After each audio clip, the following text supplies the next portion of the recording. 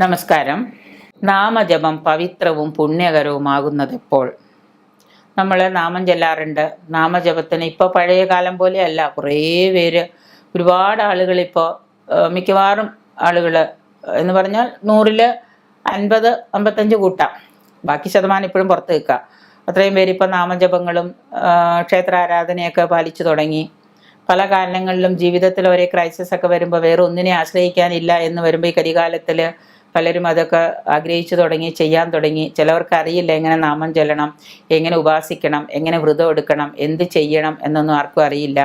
നേരത്തെയൊക്കെ ഞങ്ങളൊക്കെ പണ്ട് പഠിച്ചിരുന്ന കാലത്ത് ഉപവാസം എന്താണെന്ന് ആർക്കും അറിയില്ലായിരുന്നു. പിന്നെ അതുപോലെ തന്നെ ഏകാദശി എന്താണെന്ന് അറിയില്ല, ഏകാദശി എങ്ങനെ നോൽക്കണം എന്നറിയില്ല, ഏകാദശി നോറ്റ് കഴിഞ്ഞ് എന്ത് ചെയ്യണം എന്നറിയില്ല, ഷഷ്ടി എന്താണെന്നറിയില്ല. ഇപ്പം അങ്ങനെയല്ല, ഒരുപാട് മാറ്റങ്ങളൊക്കെ വന്നു. എങ്കിൽ തന്നെയും നാമജപങ്ങൾ പവിത്രമാകുന്നത് എപ്പോഴാണ്? എന്തിനാണ് നാമജപങ്ങൾ ചെയ്യുന്നത്? പ്രാചീനകാലം മുതൽക്കേ തന്നെ, പണ്ട് കാലം മുതൽക്കേ തന്നെ ഹിന്ദു ഭവനങ്ങളിൽ സന്ധ്യയ്ക്കും പുലർക്കാലത്തും, ഇപ്പോൾ പുലർക്കാലത്തൊന്നും ഇല്ല, ഇപ്പോൾ പുലർക്കാലത്ത് എഴുന്നേറ്റ ആർക്കും നേരമില്ല. നിങ്ങളുടെ വീട്ടിൽ നാമം ചെല്ലാറുണ്ടോ? പുലർക്കാലത്ത് എഴുന്നേറ്റിട്ട് രാവിലെ തന്നെ എഴുന്നേറ്റിരുന്ന, അതിരാവിലെ എഴുന്നേറ്റിരുന്ന ആരെങ്കിലും വിളക്ക് കൊളുത്തി നാമം ചെല്ലാറുണ്ടോ? രാവിലെ കുളിക്കാൻ പറ്റല്ലേ, രാവിലെ ഒന്നും കുളിക്കാൻ പറ്റില്ല.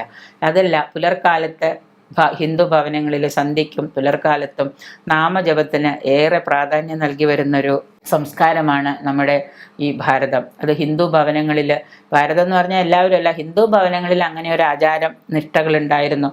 ഏത് ഹിന്ദു ഭവനങ്ങളിൽ, ഏത് വീട്ടിൽ ചെന്ന് നോക്കിയാലും, സമ്പന്നരുടെയൊക്കെ വീടുകളിൽ ചെന്ന് നോക്കിയാൽ ഒരു നല്ല പൂജാമുറി, രാവിലെ അവിടെ ഗൃഹനാഥനോ ഗൃഹസ്ഥയോ ആരെങ്കിലും അവിടെ ഇരുന്ന് പൂജ ചെയ്യുന്നുണ്ടാവും. ഇതൊക്കെ ഇന്ന് പലർക്കും ജീവിത തിരക്കുകൾക്കിടയിൽ നാമജപത്തിന് സമയം കണ്ടെത്താൻ കഴിയാറില്ല.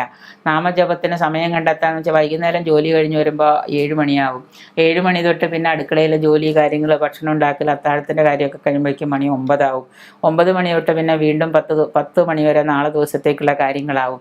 ഇതെല്ലാം കഴിഞ്ഞ് 10 കഴിഞ്ഞ് 10:30 കഴിഞ്ഞ് പത്രം കഴുകി വെച്ച് എല്ലാം കഴിഞ്ഞ് കുട്ടികളുടെ പഠിപ്പ് കാര്യങ്ങളെല്ലാം നോക്കി അമ്മ കിടക്കാൻ പോകുന്ന സമയത്ത് മണി 10:30 പിന്നെ ആ നേരത്ത് നാമം ചെല്ലാൻ പോവുകയാണോ? ആർക്കാ വട്ടല്ലേ തലയ്ക്ക്? വയ്യ, അതിനൊന്നും ആർക്കും സാധിക്കില്ല, ആർക്കും തീരെ വയ്യ. പിന്നെ അച്ഛനാണെന്നുണ്ടെങ്കിൽ ആ സമയത്ത് കുറച്ച് നേരം TV കാണും, അല്ലെങ്കിൽ കുറച്ച് സമയത്ത് കൂട്ടുകാരുടെ കൂടെ പുറത്തെവിടെയെങ്കിലുമൊക്കെ പോയി കറങ്ങും. ചിലപ്പോൾ ജോലി കഴിഞ്ഞ് ബിസിനസ്സിൻ്റെ തിരക്കൊക്കെയുള്ള അച്ഛനാണെങ്കിൽ തിരിച്ച് വൈകുന്നേരം വീട്ടിലെത്തുമ്പോഴേക്കും അർദ്ധരാത്രി കഴിയും. പിന്നെ നാമം ചൊല്ലാൻ ആർക്കും സമയമില്ല. അത് കണ്ട് പഠിക്കുന്ന, അർദ്ധരാത്രി എത്തുന്ന അച്ഛനും സന്ധ്യയിൽ ജോലിയൊക്കെ കഴിഞ്ഞെത്തുന്ന അമ്മയും, ഇവരുടെ തിക്കും തിരക്കും പിടിച്ച ജീവിതം കണ്ട് മടുക്കുന്ന കുട്ടികൾ, ഇവർ വല്ല TVയുടെയോ മൊബൈലിൻ്റെയൊക്കെ മുമ്പിൽ നിന്ന് അവരും സമയം കളയും. പിന്നെ ആർക്കും ഒന്നിനും നേരമില്ല. അപ്പോൾ അതുകൊണ്ട് ജീവിത തിരകൾക്കിടയിൽ നാമജപത്തിന് സമയം കണ്ടെത്താൻ കഴിയാതെ വരുന്നു. അത് പലപ്പോഴും നമ്മുടെ മനസ്സിനെയും ഗ്രഹത്തെയും നമ്മുടെ സമ്പത്തിനെയും നമ്മുടെ എല്ലാ കാര്യങ്ങളെയും എല്ലാത്തിനെയും അത് ബാധിക്കുന്നുണ്ട് എന്നുള്ളതാണ് സത്യം. അശാന്തിയുടെ നിഴലുകൾ, ഒരു വീട്ടിലും ശാന്തി ഇല്ല എന്ന്, അശാന്തി മാത്രമേ ഉള്ളൂ. അശാന്തിയുടെ ആഴങ്ങളിൽ നമ്മൾ പതിക്കാനിടയാകുന്നു. ഓരോ ഗ്രഹത്തിലെയും അംഗങ്ങൾ, ഓരോ വീടുകളിലെ അംഗങ്ങൾ അശാന്തിയുടെ പാദങ്ങളിലേക്ക്, പടുകുഴിയിലേക്ക് വീണു പോവുകയാണ്. ഇഷ്ടദൈവത്തിൻ്റെ നാമങ്ങൾ ഭക്തിപൂർവം ഏകാഗ്രതയോടുകൂടി, നമുക്കിപ്പോൾ ഒരു ഇഷ്ടദേവനുണ്ട്, ഒന്നും വേണ്ട, മഹാദേവനാണ് നിങ്ങളുടെ ഇഷ്ടദേവൻ. മഹാദേവൻ്റെ വേറെ നാമങ്ങളൊന്നും നമുക്കറിയില്ല. പക്ഷേ ഓം നമ ശിവായ എന്ന പഞ്ചാക്ഷരി മന്ത്രം അറിയാലോ, അതിരുന്ന് ജപിച്ചോളാം. ഇനി ഓം നമ ശിവായ എന്ന പഞ്ചാക്ഷരി മന്ത്രത്തിൻ്റെ ആ വ്യക്തത ഉള്ള നാമം അത് കാണാതെ പഠിച്ചാലും മതി. നാഗേന്ദ്രഹരായ ത്രിലോചനായ എന്നും പറഞ്ഞിട്ട് ഭസ്മാങ്കരായ, അത് മുഴുവൻ അതങ്ങ് നിങ്ങൾ എല്ലാ ദിവസവും ജപിക്കുക, അല്ലെങ്കിൽ അത് എല്ലാ ദിവസവും നാമമായിട്ട് ചൊല്ലുക. ഇനി കൃഷ്ണനെയാണ് നിങ്ങൾക്ക് ഇഷ്ടം, നിങ്ങളുടെ ഇഷ്ടദേവത കൃഷ്ണനാണ് എന്നുണ്ടെങ്കിൽ ഭഗവാന്റെ ഷോഡശ നാമങ്ങളുണ്ട്. ഹരേ രാമ ഹരേ കൃഷ്ണ ഹരേ രാമ ഹരേ കൃഷ്ണ, ഓ നമോ ഭഗവതേ വാസുദേവായ, ഇങ്ങനെയുള്ള ഷോഡശ മന്ത്രങ്ങളുണ്ട്.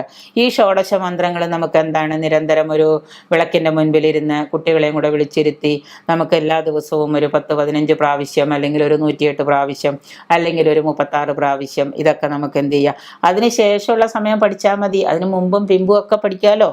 ഇപ്പോൾ ട്യൂഷനൊക്കെ പോകുന്ന കുട്ടികളാണെങ്കിൽ ആ സമയത്ത്, സന്ധ്യാസമയത്ത് വിളക്ക് വയ്ക്കുന്ന സമയത്ത് അമ്മമാർ പോയി കൂട്ടിയിട്ട് വരിക, അല്ലെങ്കിൽ അച്ഛന്മാർ പോയി കൂട്ടിയിട്ട് വരിക. എന്നിട്ട് നമ്മൾ ഇരുന്ന് എന്ത് ചെയ്യുക, ഇഷ്ടദൈവങ്ങളെ ഭക്തിപൂർവ്വം നമ്മൾ സ്മരിക്കുക, നാമജപങ്ങൾ ചെയ്യുക. ഈ കലികാലത്തിൽ നമുക്ക് ഏറ്റവും കൂടുതൽ മോക്ഷപ്രാപ്തിക്ക് ഉതകുന്ന ഒന്ന് നാമജപം മാത്രമേ ഉള്ളൂ. ഏകാഗ്രതയോടുകൂടി ഭക്തിപൂർവ്വം നമ്മൾ എന്ത് ചെയ്യുക, നാമജപം ശീലമാക്കുക. ഓരോ ഹൈന്ദവ കുടുംബങ്ങളിലും ഓരോ വ്യക്തികളും ഓരോ വിശിഷ്ടരും നമ്മൾ നാമജപം എന്താണ് പ്രാർത്ഥിക്കാനുള്ള സമയം കണ്ടെത്തുക, നാമജപം ശീലമാക്കുക. ഏത് അളവറ്റ സുഖവും സംതൃപ്തിയും ലഭിക്കാൻ ഇടയാക്കുന്നു ഈ നാമജപം കൊണ്ട്. നിത്യവുമുള്ള നാമജപത്തിലൂടെ നിത്യവും എല്ലാ ദിവസവുമുള്ള നാമജപത്തിലൂടെ മനസ്സിനുണ്ടാകുന്ന ശാന്തി അത്ഭുതാവഹമാണ്. ഓം ശാന്തി ശാന്തി ശാന്തി എന്ന് പറയുന്നത് പോലെ നമ്മുടെ നാമജപത്തിനുള്ള ആ ശക്തി, ആ ഒരു ശാന്തി, അത് ഭയങ്കര അത്ഭുതാവഹമാണ്. നിങ്ങൾ വീട്ടിൽ അച്ഛനമ്മയും 2 മക്കളും ഒരു അമ്മൂമ്മയുണ്ടെന്ന് വിചാരിക്കുക. സന്ധ്യാസമയത്ത് നിങ്ങളെല്ലാവരും വിളക്ക് കൊളുത്തി വെച്ച് സന്ധ്യയ്ക്ക് ഒരു 10 മിനിറ്റോ 15 മിനിറ്റോ അങ്ങോട്ടോ ഇങ്ങോട്ടോ മാറിയാൽ തന്നെ എല്ലാവരും ഇരുന്ന് ഒരേ ശബ്ദത്തിൽ ഒരേ ഇതിൽ തന്നെ താളത്തിൽ നമ്മൾ നാമം ജപിച്ചു നോക്കൂ. തീർച്ചയായിട്ടും 21 ദിവസം നമ്മൾ ആ വീട്ടിൽ നാമം ജപിക്കാൻ തുടങ്ങിയാൽ ആ വീട്ടിൽ ഒരു ഐശ്വര്യക്കേടും ഉണ്ടാവില്ല. കാരണം ഐശ്വര്യക്കേട് ഉണ്ടായിരുന്ന വീട്ടിൽ ഐശ്വര്യം വിളയാടാൻ തുടങ്ങും. ഭൂതപ്രേതാദികളോ മറ്റുള്ള നെഗറ്റീവ് എനർജികളോ ഒന്നും ആ വീട്ടിലേക്ക് കയറാതെയാവും. കാരണം അവർക്ക് പേടിയാണ്. ഇവിടെ നാമജപം നടക്കുക, ഇത്രയും ശക്തമായ നാമജപവും പ്രാർത്ഥനയും നടക്കുക. ആ സമയത്ത് ഞാനിവിടെ ചെന്നാൽ പണി കിട്ടും എന്നുള്ളതുകൊണ്ട് ഒരു ഭൂതപ്രേത വിശാചിക്കളും ഒരു ചീത്ത നെഗറ്റീവ് എനർജിയും ആ വീട്ടിലേക്ക് പ്രവേശിക്കില്ല, മടി കാണിക്കും. അതിന് നമ്മളെല്ലാവരും ഒരുപോലെ നമ്മുടെ വീടും പരിസരവും വൃത്തിയാക്കി സന്ധ്യാസമയത്ത് നമ്മൾ ഇതിനു വേണ്ടിയിട്ട് ആ സന്ധ്യാസമയത്ത് തൊട്ടപ്പുറത്തെ വീട്ടിൽ ചെന്നിരുന്ന് വർത്താനം പറയുക, TV കാണുക, മൊബൈലിൽ കളിക്കുക, മൊബൈലിൽ വിശേഷങ്ങൾ, വാട്സപ്പിൽ തരതരേ മെസ്സേജസ്, ഫേസ്ബുക്ക്, വാട്സപ്പ് ഇതെല്ലാം നോക്കി ഈ സന്ധ്യാസമയത്ത് തന്നെ ഇതൊക്കെ ചെയ്യണോ? 1 മണിക്കൂർ കഴിഞ്ഞ് ചെയ്താൽ പോരെ? അപ്പോൾ ഇതെല്ലാം നോക്കി എന്നിട്ട് പറയുന്നത്, എൻ്റെ വീട്ടിൽ എന്നും നിരന്തരം കഷ്ടപ്പാടാണ്, എൻ്റെ വീട്ടിൽ എന്നും ദാരിദ്ര്യം, ഞങ്ങളുടെ വീട്ടിൽ ഒരു സ്വസ്ഥതയില്ല, ഭാര്യയും ഭർത്താവും തമ്മിൽ എന്നും വഴക്കാം, സമാധാനം എന്ന് പറയുന്നത് വീട്ടിലില്ല. എങ്ങനെ സമാധാനം ഉണ്ടാവാനാ? നമുക്ക് ഒരു തരത്തിലും അശാന്തി ഒഴിഞ്ഞിട്ട് നേരം ഉണ്ടാവില്ല. അപ്പം അതുകൊണ്ട് ചെയ്യേണ്ടത്, നമ്മൾ നിരന്തരം നമ്മുടെ വീട്ടിൽ നാമജപത്തിനുള്ള സമയം കണ്ടെത്തുക, നാമം ജപിക്കുക. അതിപ്പോൾ 6:30 എന്ന് പറയുന്ന 6:45 നിങ്ങളെ ദൈവം തല്ലുമൊന്നുമില്ല. ഇനി 6 മണിക്ക് നിങ്ങൾ നാമം ചെല്ലാൻ തുടങ്ങി 7 മണിക്ക് നാമം തീർക്കുകയാണെങ്കിലും ദൈവം നിങ്ങളെ തല്ലില്ല. അപ്പം അതുകൊണ്ട് സന്ധ്യയ്ക്ക് 24 സെക്കൻഡ് മുൻപ് നിങ്ങൾ വിളക്ക് കൊളുത്തി വെച്ച്, വീടിൻ്റെ പുറത്തും വീടിനകത്തും വിളക്ക് കൊളുത്തി വെച്ച്, അല്ലെങ്കിൽ വീടിൻ്റെ പുറത്ത് കൊളുത്തുന്ന വിളക്കിൽ നിങ്ങൾ ഇരുന്ന് എല്ലാവരും അതിനടുത്തിരുന്ന്, ഇനി വിളക്ക് അടുത്തിരുന്നില്ലെങ്കിൽ പോലും വിളക്ക് എവിടെയും പൂജാമുറിയിൽ കൊളുത്തി വെച്ചാലും എല്ലാവരും കൂടെ ഏതെങ്കിലും ഒരു നല്ല ശുദ്ധമായ ഒരു സ്ഥലത്ത് ഒരു മാറ്റോ പായോ എന്തെങ്കിലും വിരിച്ചിട്ടിട്ടിരുന്ന് എല്ലാവരും കൂടി ചെയ്യുക. നമ്മുടെ വളർന്നു വരുന്ന തലമുറയ്ക്ക് നിർബന്ധമായിട്ടും നമ്മൾ നാമജപം ശീലമാക്കണം. നാമജപം അവരെ പഠിപ്പിച്ചു കൊടുത്തേ പറ്റൂ. നാമജപം എല്ലാ ഹൈന്ദവ കുടുംബങ്ങളിലെ കുട്ടികളും നാമജപം ശീലമാക്കണം. കാരണം ഏത് മതസ്ഥരാണെങ്കിലും അവർക്ക് അവരുടെ പ്രാർത്ഥനകളുണ്ട്. അപ്പം അതുകൊണ്ട് തന്നെ നമ്മൾ തീർച്ചയായിട്ടും നാമജപം ശീലമാക്കുക. ആ സമയത്ത് TV-യിൽ സിനിമ അങ്ങനെയുള്ള കാര്യങ്ങളൊന്നും കാണാതെ നമ്മളതിനെ, ഇനി ഒരു ദിവസം എന്തെങ്കിലും കാരണങ്ങൾ കൊണ്ട് നിങ്ങൾ ശ്രദ്ധിച്ചു നോക്കൂ, ദിവസവും നാമജപം ശീലമാക്കുന്ന കുട്ടികൾക്ക് രോഗങ്ങൾ വരാറില്ല. ദിവസവും നാമജപം ശീലമാക്കുന്ന കുട്ടികൾക്ക് എപ്പോഴും പ്രസരിപ്പായിരിക്കും. അപ്പോൾ ഇതുകൊണ്ട് തന്നെ നമ്മളൊരു 3-4 വയസ്സാവുന്ന സമയത്ത് കുട്ടികൾക്ക് അക്ഷരസ്ഫുടത വരാൻ തോന്നുന്ന സമയമാകുമ്പോഴേക്കും അമ്മമാരും അച്ഛന്മാരൊക്കെ അടുത്ത് പിടിച്ചിരുത്തി അവർക്ക് ഈ ഒരു പുണ്യമായ പ്രവൃത്തി, നാമജപം പുണ്യം എന്നുള്ളത് പവിത്രമായ കാര്യം നമ്മൾ പറഞ്ഞു കൊടുത്ത് അവരെ കൊണ്ട് ചെയ്യിക്കാൻ ശ്രമിക്കുക. അങ്ങനെ അനുഭവിച്ച് മാത്രമേ നമുക്കതിൻ്റെ ആ ഒരു തീക്ഷ്ണത അറിയാൻ സാധിക്കുള്ളൂ. അത്ഭുതാവഹമായ മാറ്റങ്ങളായിരിക്കും നമ്മുടെ കുടുംബത്തിലും നമ്മുടെ ഓരോ കാര്യങ്ങളിലും സംഭവിക്കുന്നത്. അതുകൊണ്ട് അത് അനുഭവിച്ചറിയണമെങ്കിൽ നമ്മളത് പ്രവർത്തിക്കണം. അനുഭവിച്ചാലല്ലേ എല്ലാം അറിയാൻ പറ്റുള്ളൂ. ഇപ്പോൾ കുടിക്കുന്ന വെള്ളത്തിന് ചൂടാണോ തണുപ്പാണോ എന്ന് പറഞ്ഞാൽ അറിയില്ല. തൊട്ട് നോക്കിയാൽ ഗ്ലാസ് ചൂടുണ്ടെങ്കിൽ ചൂടാണെന്ന് അറിയാം, പക്ഷേ എത്രത്തോളം ചൂടുണ്ട് എന്നറിയണമെങ്കിൽ നമ്മളത് കുടിച്ചു നോക്കണം. ചായയിൽ എത്ര മധുരം ഉണ്ടെന്ന് അറിയണമെങ്കിൽ നമ്മളത് കുടിച്ചു നോക്കിയാലേ അറിയുള്ളൂ. ചായയിൽ മധുരം ഇല്ല എന്ന് പറഞ്ഞാൽ നമുക്കറിയണമെങ്കിൽ അത് കുടിച്ചു നോക്കണം. അപ്പോൾ അതുകൊണ്ട് തന്നെ കയ്പാണോ മധുരമാണോ എന്നറിയണമെങ്കിൽ കുടിച്ചു നോക്കണം. അതുപോലെ ഏത് കാര്യത്തിലും ഈ പറയുന്ന നാമജപത്തിൻ്റെ പുണ്യഫലങ്ങൾ അനുഭവിക്കാനും നമ്മൾ എന്ത് ചെയ്യണം?